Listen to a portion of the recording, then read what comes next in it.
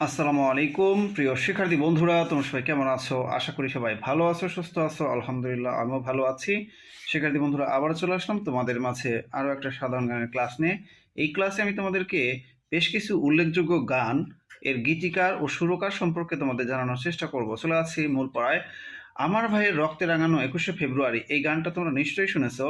এই গানের গীতিকার হচ্ছে আব্দুল গাফফার চৌধুরী এবং প্রথম সুরকার হচ্ছে আব্দুল লতিফ, বর্তমান আলতাফ মাহমুদ।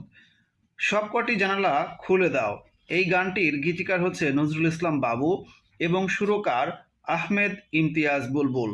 মরা একটি ফুলকে বাঁচাবো বলে যুদ্ধ করি, এই গানের গীতিকার গোবিন্দ হালদার।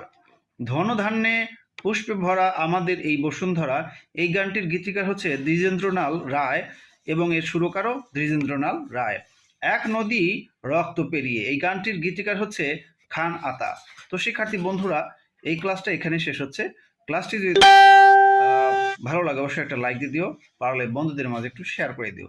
নতুনরা অবশ্যই আমার চ্যানেলটা সাবস্ক্রাইব করে রাখবে। আল্লাহ হাফেজ।